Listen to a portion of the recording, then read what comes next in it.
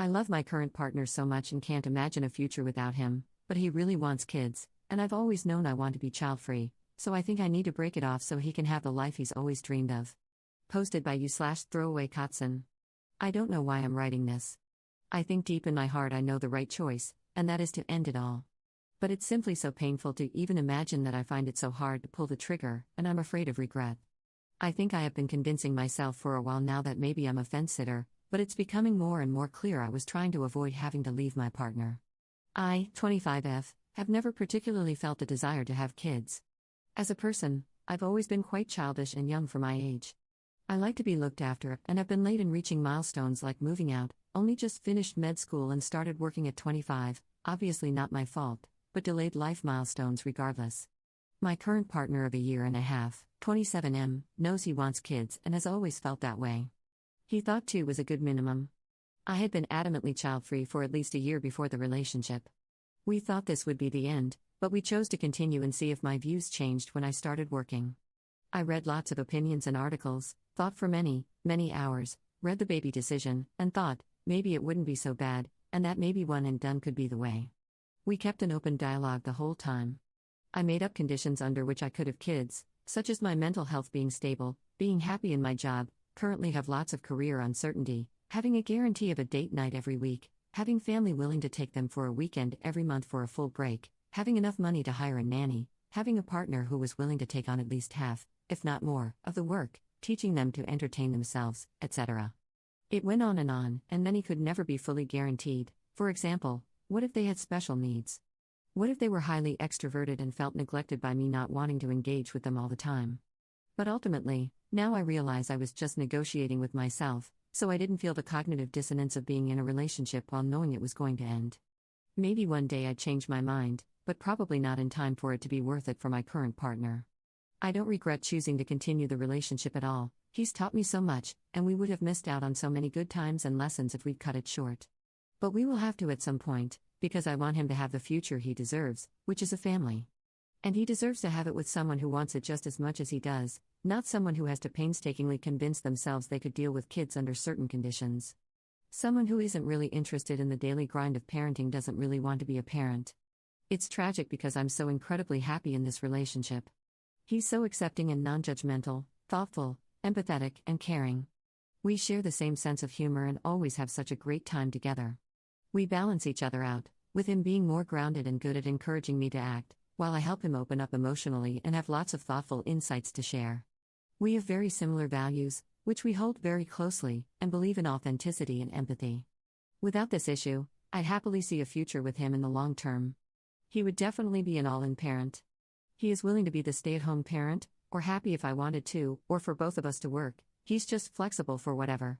He loves cooking for me and caring for me, and I know he'd be an amazing father who made his children feel loved and would do anything for them. He supports me and encourages me to do things to better my life.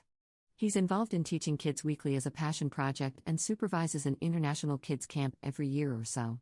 Honestly, as someone who had poor emotional parenting myself and has grown from how he validates my feelings and helped me come out of my shell, I sometimes wonder if part of why I was so drawn to him romantically is because of this caring nature.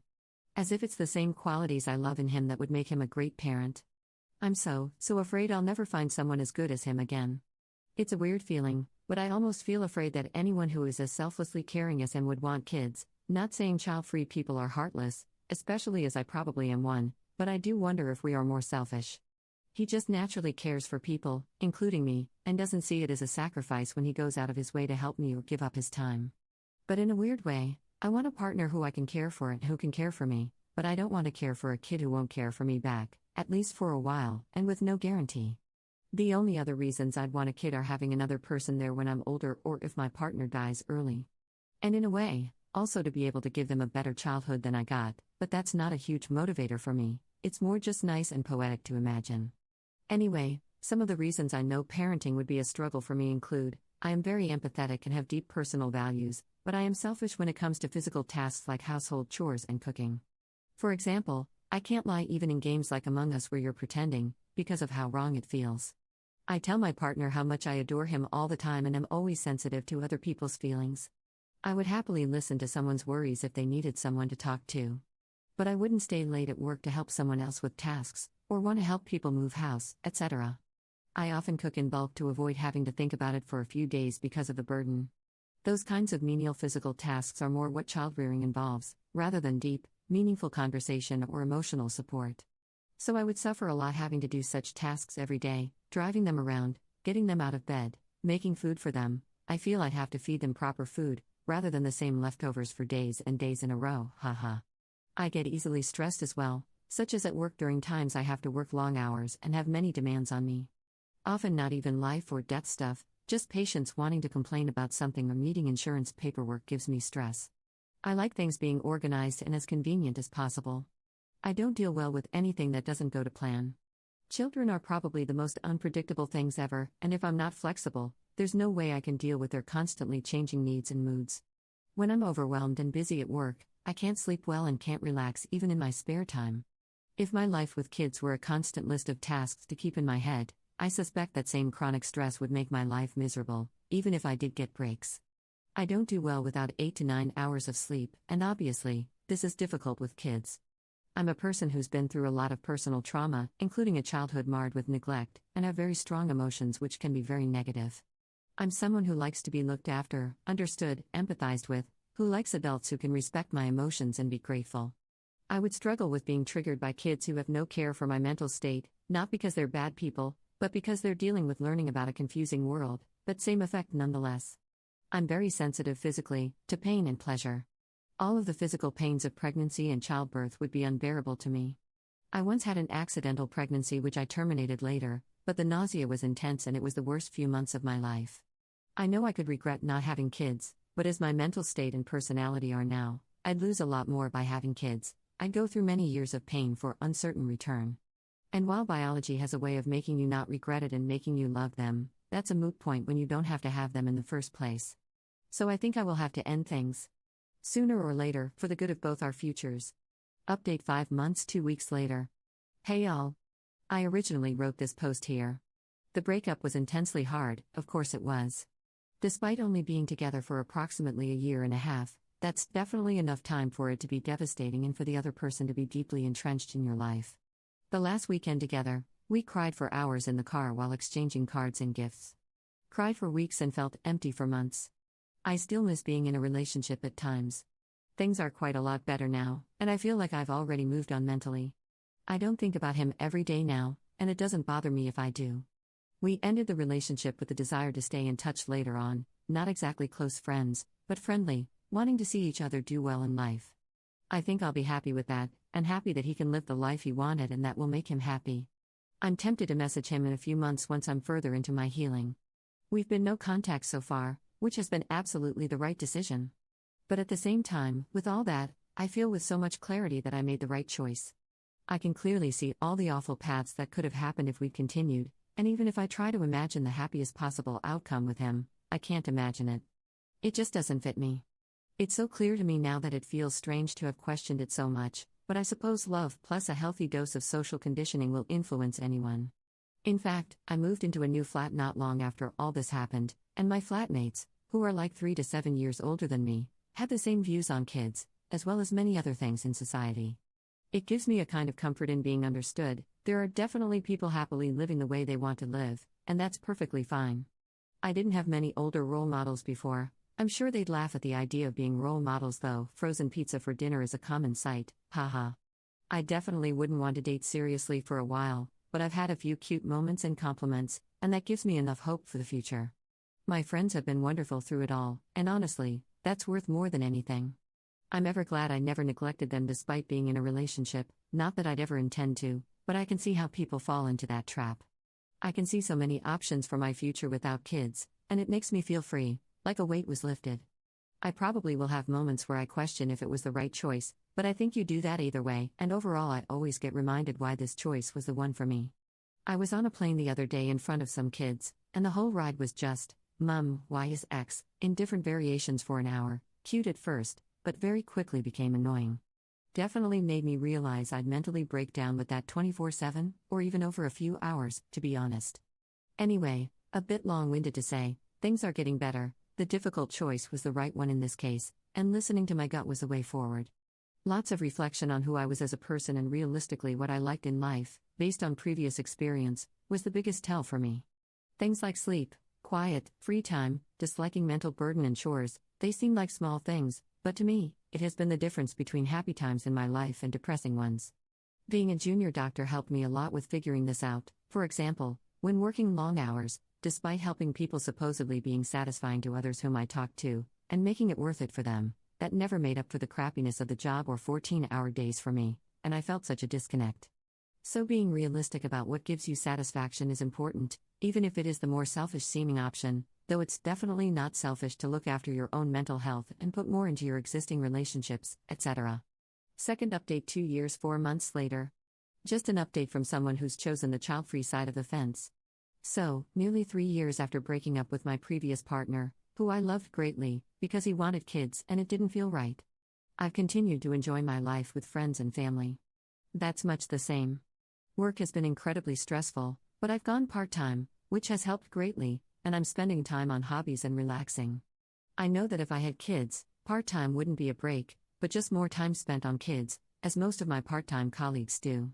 I've realized a lot about my own struggles and that I have a great deal of my own stuff to work through, so I've started therapy, which has been really therapeutic. Through that process, though, it has only strengthened my view that my instincts were right, having kids isn't what I want from my life. I have so much to heal and so much care to give to myself. Working in mental health, especially in child mental health, has shown me many people who end up creating problems for their kids by having them for the wrong reasons. I've had a few patients whose parents had kids to try to save their relationship, which has either created major problems for the child, from witnessing their parents' conflict, which is hard to hide, or the relationship ended anyway, or both. Honestly, if you have kids, you have a responsibility to work through your own stuff, because it's going to pass down if you don't, and so many people don't even give that a passing thought. As well, I'm in a wonderful new relationship, much faster than I thought. I met someone, after a healthy grieving period, and we've been together nearly 2 years. He's honestly wonderful in all the ways my previous partner was, but on top of that, he has positive traits my previous partner didn't have, traits I had thought about but accepted I'd never find. I'm a fairly thoughtful person who likes to analyze things deeply, and my new partner is able to connect with that on a different level. When we had our first date, I actually brought up the kids topic at the end, which I've since learned he was ecstatic about at the time, as it meant I was serious. He took it as a real win, and he said it wouldn't be a problem at all. He was a fence-sitter in the sense that he hadn't thought much about it, assumed he might have kids after the age of 40, delayed as much as possible, and didn't really think not having them was an option. It was scary going in, thinking he wasn't that certain, but it's become clear he's not keen. I had worried about how lots of men want kids. Would I ever find a partner? I think it's becoming more and more common nowadays. Maybe I just got really lucky, which I absolutely did, but I don't think it would have been doom and gloom even without him and with just my friends and family. Definitely less doom and gloom than having kids I didn't really want. I have no doubt this is the right decision for me. Reading my original post is wild because I obviously really didn't want kids for many, many reasons, but it was so hard to leave. That validation, that it was the right choice, definitely helped me stick firm to it and feel I still had a future.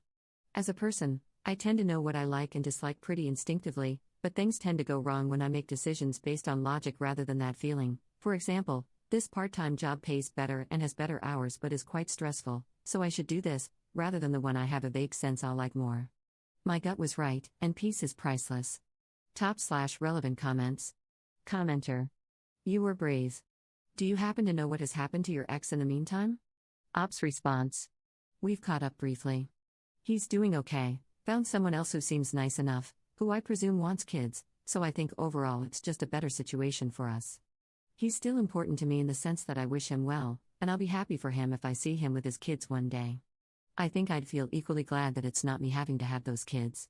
Commenter 2. Thank you for this update. I could have written your original post almost word for word, it's kind of eerie. Anyway, this helps bring me some clarity. I'm currently in the phase of intense cognitive dissonance, but realistically I know I'll probably be fine later on. It just makes me sad, of course. I had the exact same fear, that maybe anyone who's this good and loving will naturally want kids, but I'm glad to hear that's not necessarily the case. I've been thinking that whether you want to have kids is something almost fundamentally ingrained in us, and I think it's heavily correlated with our attachment styles, which are largely formed by the time we are 2. I feel like it's something we can't just simply rewire as adults, at least not easily or quickly.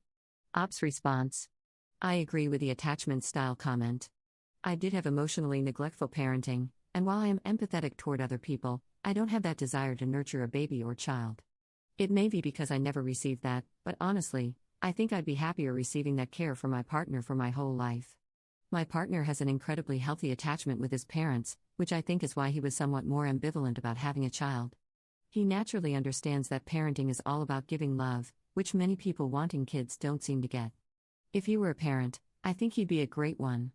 The reason he isn't so keen is more to do with practical things, such as the sacrifice to his career, either staying at home or having to take more financial responsibility as the primary earner, which is scary to him, monetary cost, day-to-day logistics, lifestyle, and travel. But in our relationship, he takes care of a lot of the housework.